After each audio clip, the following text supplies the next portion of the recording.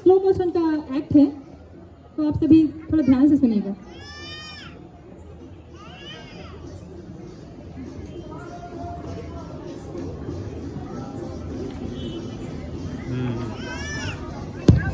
बुद्ध पूर्णिमा।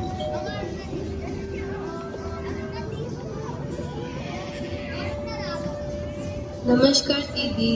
नमस्कार प्रीशा। दीदी, मैंने आपको बोला था ना, मेरी फ्रेंड जो महबूब नगर में रहती है, जिसको म्यूजिक में बहुत ही इंटरेस्ट है। हाँ हाँ, तुमने बताया था। ये वही है, मेरी फ्रेंड कृषिका। हेलो दीदी। नमस्कार कृषिका। कृषिका, हम लोग हाथ नहीं मिलाते हैं। हम जब कभी किसी से मिलते हैं, हम उसका अभिवादन नमस्कार करके करते हैं। अच्छा, ऐसा क्यों? तुम दोनों अंदर आओ, मैं तुम्हें बताती हूँ हम ऐसा क्यों करते हैं। आओ बैठो।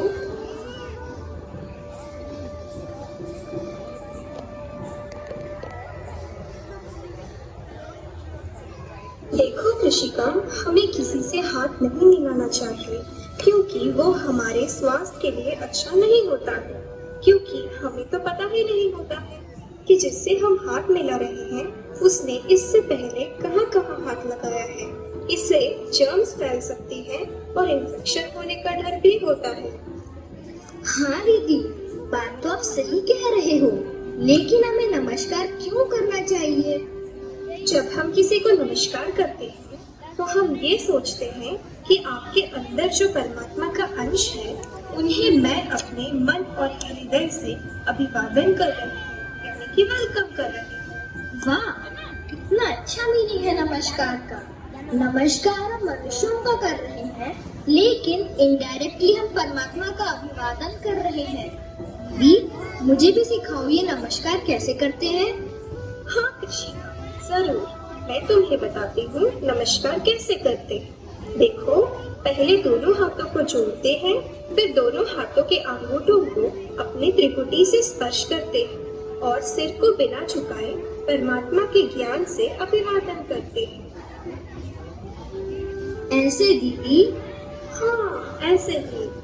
दीदी, नमस्कार हम सभी को कर सकते हैं ना?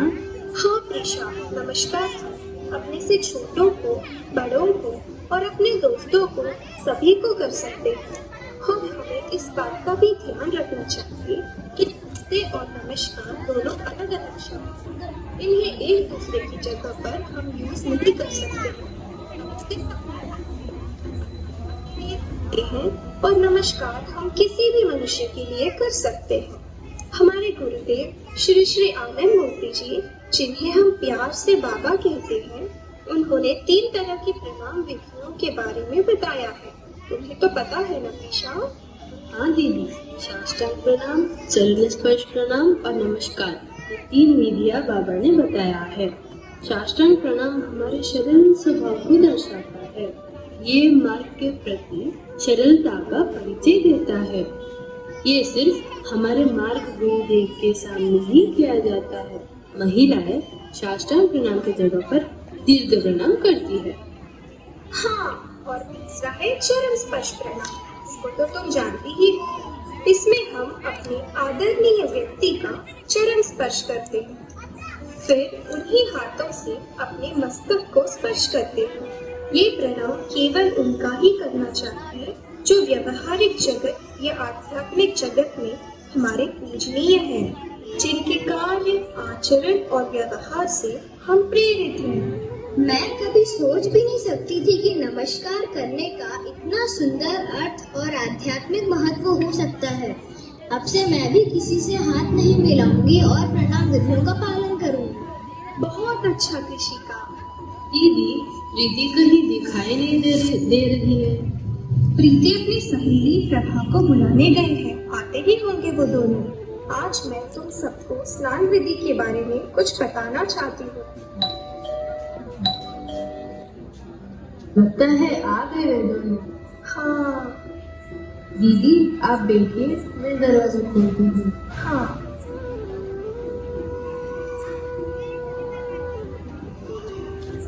नमस्कार कृषा दीदी। नमस्कार। आओ, हम तुम दोनों का ही इंतजार कर रहे थे।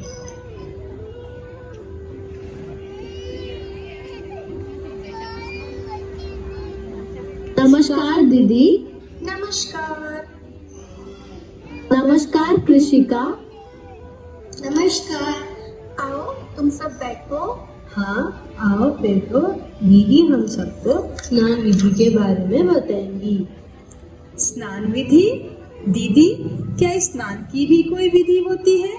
दीदी, क्या स्नान इतना जरूरी है कि बाबा ने उसकी भी विधि दे दी है? हाँ कृषिका, स्नान एक बहुत ही जरूरी क्रिया है। हमें प्रतिदिन स्नान करना ही चाहिए। स्नान करने से हमारा सारा आलस्य दूर भाग जाता है। कार्य करने की क्षमता भी दुगनी हो जाती है।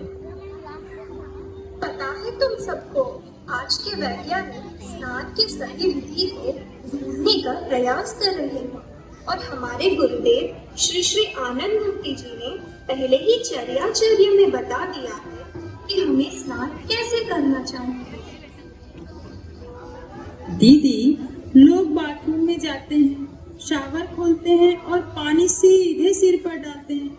क्या ये सही तरीका है दीदी? नहीं, ये सही तरीका नहीं है। सीधे सिर पर पानी डालने से मस्तिष्क की नसें संकुचित हो जाती हैं, जो हमारे स्वास्थ्य के लिए बहुत ही हानिकारक है। तो हमें क्या करना चाहिए दीदी? हमें सबसे पहले नाभि में पानी डालना चाहिए, क्योंकि नाभि हमारे शरीर का सबसे गर्म क्षेत्र होता है। उसके बाद नाभि के नीचे के हिस्सों को अच्छे से भिगो लेना चाहिए। उसके बाद कमर पर पानी डालना चाहिए। उसके बाद ब्रह्मतालु पर पानी इस तरीके से डालना चाहिए कि पानी मेरुदंड से होकर नीचे जाए। उसके बाद पूरी तरीके से स्नान कर लेना चाहिए। ओह, तो ये है सही विधि। हाँ।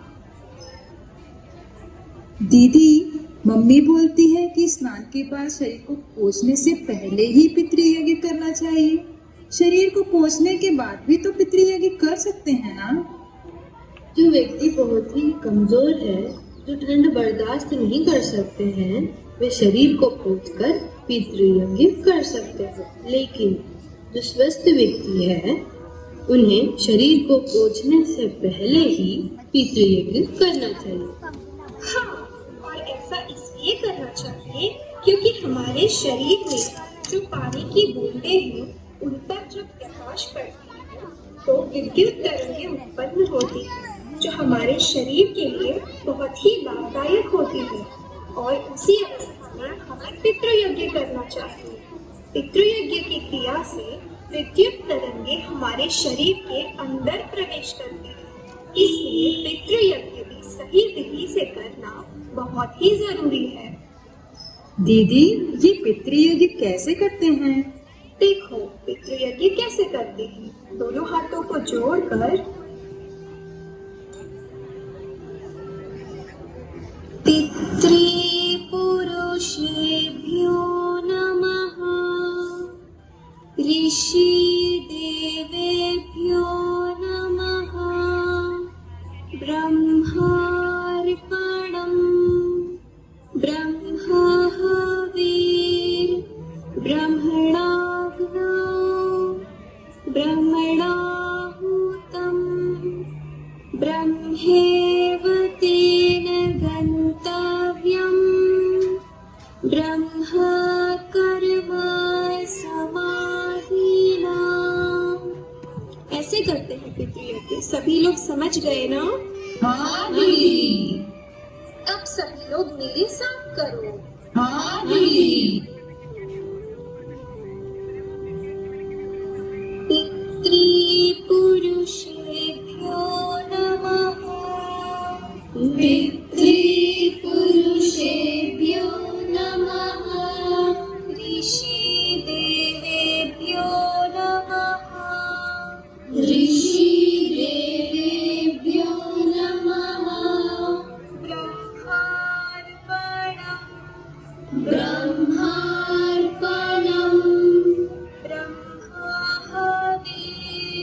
ब्रह्म हविर् ब्रह्मणाग्नौ ब्रह्मणाहुतं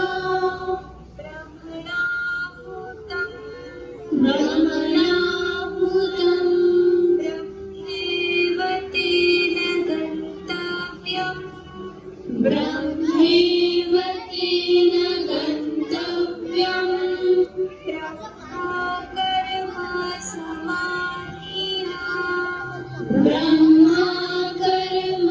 समाधिना स्नान के बाद इसे 3 बार करते हैं। सीख गए सब लोग? हाँ दीदी। चलो अब सब साथ मिलकर करते हैं। पितृपुरुषेभ्यो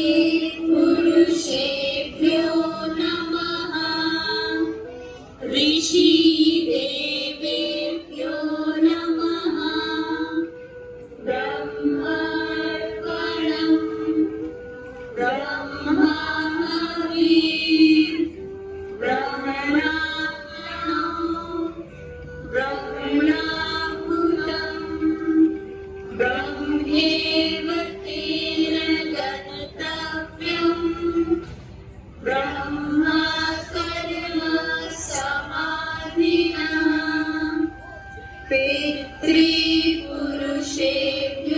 नमः ऋषिदेवेभ्यो नमः ब्रह्मार्पणम् ब्रह्माहविः ब्रह्मणाग्नौ ब्रह्मणाहुतं ब्रह्मैव तेन गन्तव्यम् ब्रह्मकर्म समाधिना पितृपुरुषेभ्यो नमः ऋषिदेवेभ्यो नमः ब्रह्मार्पणम् ब्रह्माहविः ब्रह्मणाग्नौ ब्रह्मणाहुतं ब्रह्मैव तेन गन्तव्यम् ब्रह्मकर्म समाधिना धन्यवाद।